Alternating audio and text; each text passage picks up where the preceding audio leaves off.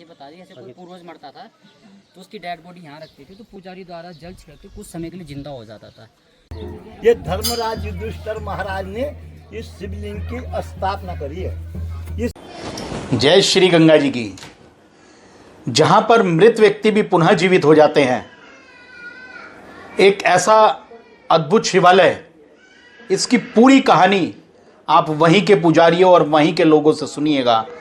अंत तक पूरा वीडियो देखिए। जी पंडित जी प्रणाम। प्रणाम जी। कैसे हैं आप? आपका प्यार है जी। हरिद्वार वालों की तरफ से आपको कोटि कोटि जय गंगा माई की। आपको भी गंगा माई की तरफ से और हमारे राखा मंडल के धरती भूमि की तरफ से, देवताओं की तरफ से, पुजारियों की तरफ से और हमारी माता बहनों की तरफ से आपको हरिद्वार की देवी और देवताओं को नमस्कार है।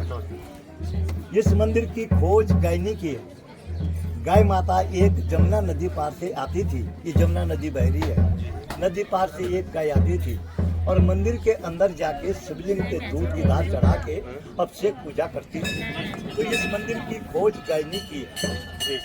आपने अंदर पार्वती माँ के छोटे चरण देखे हैं। 5 साल की कन्या रूप में पार्वती माँ ने शिव पाने को घोर तपस्या की है, तब जाके भोले बाबा प्रसन्न हुए हैं। यहाँ पे ये लाल कलर का शिवलिंग है गुरुजी, ये लाल रंग का शिवलिंग है ना, उस बच्चे ने भी बताया होगा। हाँ बताया जी, लाल और हरा दो शिवलिंग बताया। ये लाल रंग का जो शिवलिंग है ये त्रेता युग का है, राम जी के टाइम का।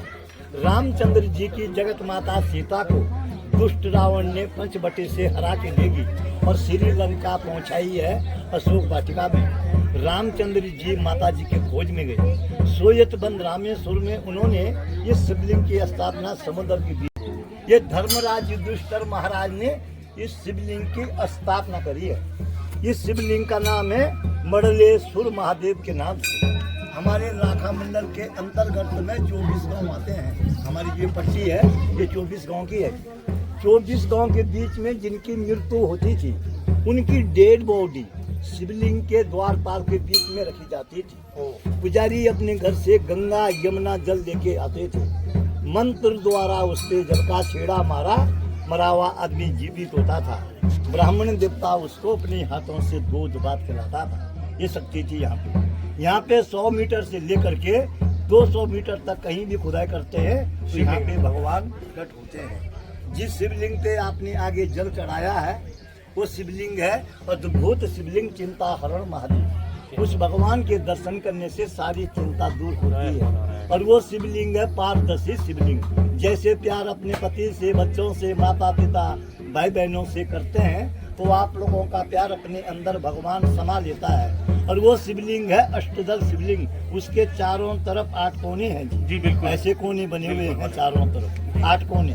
राजा सगर के 60,000 बेटे थे। कपिल मुनि ने उनको श्राप दिया, सारे भस्म हुए। भागीरथ जी ने उनके कुल में 7वें पीढ़ी में जन्म लिया और शिव की तपस्या करी। शिव की तपस्या कहाँ करी थी गुरु जी आप लोग? भागीरथ जी ने तपस्या कहाँ करी शिव पाने के लिए? बोलो आप। गंगोत्री से आगे है गोमुख और गोमुख से आगे है तपोवन। तपोवन में 12,000 साल तक एक पैर के ऊपर तपस्या की और गंगा जी को मृतलोक में लाया और अपने पितृ देवताओं का उद्धार किया। उस भगवान के दर्शन करने से आप लोगों के 7 जन्म के पितृ देवताओं का उद्धार होता है। उस भगवान बहुत सुंदर है। और आप लोगों को मेरा कहना ये है जी, आप आज हमारे गांव के मेहमान हैं। सब लोग आज यहीं रुकिए। आपका रहने की, खाने पीने की व्यवस्था हम करेंगे आपके लिए। मेरे चाचा जी बैठे हैं बगल में। सबको प्रणाम। बहुत अच्छा स्थान है। आप लोग यहीं पे रुकेंगे और चाचा जी के घर में रुकेंगे। बहुत सुंदर। आपने इतनी बढ़िया, मेरा नाम पंडित महिमानंद गौड़ है बेटा। अच्छा गौड़ साहब, बहुत आनंद आया। आपने अच्छे से बताया और बच्चों में पता लगे। आप जैसे बुजुर्ग जो परंपराएं निभा रहे हैं, देखो मैंने क्या बोला, सारे लोग पहले सर ढक के रखते थे। आज भी जितने बुजुर्ग मिलेंगे सिर ढक के रखते हैं। तो एक परंपरा शुरू से आजकल कोई नहीं ढकता। हमारे जौनसार बावर में हिंदुस्तान में क्या रिवाज था जी, पूरे हिंदुस्तान में बता रहा हूँ मैं। हमारी माता बहनें जो शादीशुदा होती थी वो अपने सिर नंगे नहीं रखती। आज भी हमारी बेटी बहू जो है ना, सब ढक के रखती है। बिल्कुल। पिता सिर ढक के रखती। आज की बेटियां जितनी है बहनें हैं पता नहीं क्या हो। नंगे सिर। ये कुछ हो गया पता नहीं क्या। अच्छा आप नीचे से आए ना तो जैसे ही आए तो सिर ढके हुए लोग दिखने लगे और अच्छा लग रहा था खूब देख के अच्छा लग रहा था भाई परंपरा। पता नहीं जैसे जैसे नीचे जा रहे वैसे वैसे परंपरा दूर हो रही। हाँ कुर्ता सलवार देखो जैसे ही अक्षर चढ़े तो अच्छा लगने लगा था। सब सिर ढक के चल रहे थे ये साहब, ये साहब। और वो मतलब आजकल ट्रेंडिंग है बिल्कुल ट्रेंड में है। ठीक है महाराज जी बहुत आनंद आया। जय हो गुरु साहब आनंद आया बहुत बढ़िया। ये देखिए मैं आपको दिखा देता हूँ वो शिवलिंग एक बार और। भगवान शिव, भगवान भोलेनाथ, उनके विभिन्न स्वरूप जो कि देखिए अलग अलग जगह से निकाल के यहाँ रख दिए गए हैं। और ये तो एक नज़ारा मात्र है। अभी आर्कियोलॉजी ऑफ इंडिया द्वारा ये सब रोक दिया गया है, क्योंकि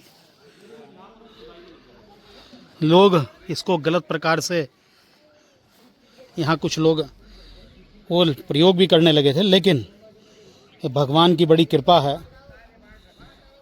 कि ये देखिए इस प्रकार की एक ये खुदाई का छोटा सा मैं दृश्य आपको दिखाता हूँ। ये खुदाई इतनी हुई यहाँ पर और इतने से ही इस प्रकार के शिवलिंग यहाँ निकल गए।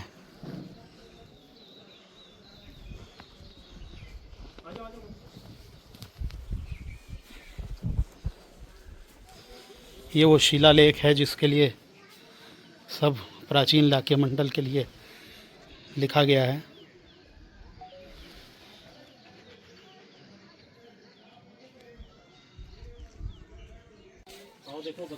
ये लाखा मंडल के हम उस क्षेत्र में आ चुके जो मंदिर है, और जहाँ पर ऐसा बताते हैं कि द्वापर में, द्वापर के समय में यहाँ पर महाभारत का जो काल था उसमें पांडव आगे छुपे माना जाता है। उसके खोपड़ी में हीरे मोती का मुकुट ही देवता है। कह रहे हैं हमारे दादाजी बता रहे ऐसे कोई पूर्वज मरता था तो उसकी डेड बॉडी यहाँ रखती थी, तो पुजारी द्वारा जल छिड़कते कुछ समय के लिए जिंदा हो जाता था। फिर वो राम नाम सदबोल के गंगा जल पी के अपनी जैसे कोई अकस्मात मृत्यु होती थी वो अपनी मृत्यु का कारण बता के फिर वैकुंठ धाम थे। फिर एक माँ थी, उसका एक ही बेटा था, छोटा सा बेटा, जब वो मर गया तो जैसे उसकी डेड बॉडी क्या जिंदा किया उसको, उसकी माँ ने उसको तुरंत गले से लगा दिया। तो भगवान की इतनी हिम्मत नहीं थी कि माँ की गोदी से बच्चे को छीन पाए। उस समय से ही ये प्रथा यहाँ पे बंद हो गई है। ये हमारे दादा लोग बता दें कि अभी भी वो प्रथा हो सकती है, पर ये बाउंड्री आपको दिख रही है आर्कियोलॉजिकल सर्वे ऑफ इंडिया की है, भारतीय पुरातत्व सर्वेक्षण की। इसमें उन्होंने बाउंड्री पैक कर दी कि इसके अंदर कोई भी डेड बॉडी जाना अलाउ नहीं है। कहते तो पांडवों को जाने लाक्षागृह रहता है, यहाँ से अंदर रास्ता है, गोल सा पत्थर दिख रहा है आपको, ये आर्कियोलॉजिकल वालों ने बंद कर दिया। ये जो गोल वाला पत्थर है इसके अंदर से वो है गुफा है। रास्ते में आपको गुफा भी जोगी नीचे, वहाँ से पांडव लोग बाहर निकले थे। ये गोल वाले पत्थर पत्थर लिंग दिख रहा है, ये धर्मराज युधिष्ठिर जी ने शिवलिंग की स्थापना की। धर्मराज युधिष्ठिर के नाम से शिवलिंग जाना जाता है।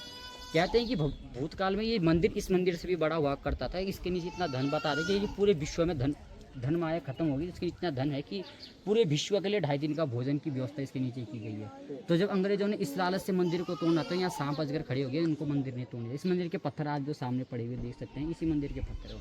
ये मंदिर बताते इस मंदिर से भी बड़ा हुआ करता था। ये और शिवलिंग के मुख आप देखोगे पूर्व की तरह उत्तर की तरफ होता है। इस शिवलिंग का एकमात्र ऐसा शिवलिंग है जिस समूह पश्चिम की ओर है। ये धर्मराज युधिष्ठिर, धर्मराज इंद्र दोनों के नाम से जाने जाते हैं। ये युधिष्ठिर जी है, उसके तरफ उसके चारों भाई हैं।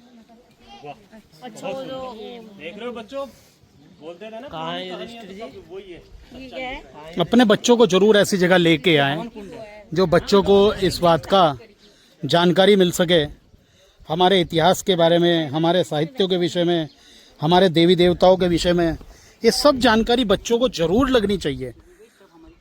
और ये अपने आप का दुर्लभ शिवलिंग है जिसको युधिष्ठिर शिवलिंग कहते हैं, और चारों तरफ युधिष्ठिर के जो भाई थे वो यहाँ हैं। ये अपने आप का एक दुर्लभ शिवलिंग है। और अभी इसका एक चमत्कारिक चीज़ भी आपको देखने को मिलेगी।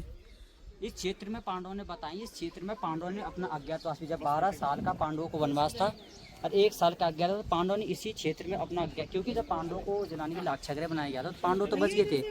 उसमें एक भिल्ली नामक ब्राह्मणी थी, उसके 5 पुत्र जल गए थे। अच्छा। तो उन्होंने पांडवों को श्राप दिया था कि जहाँ तुम अपना अज्ञातवास बिताओगे वहाँ तुम्हें 1.25 लाख शिवलिंग की स्थापना करनी पड़ेगी। तो पांडवों ने इसी क्षेत्र में अपना अज्ञातवास बिताया था। आगे एक जगह पड़ती है विराट खाई, वहाँ पे राजा विराट क्या उन्होंने नौकरी, भीम जो है कुक बन के रहता था।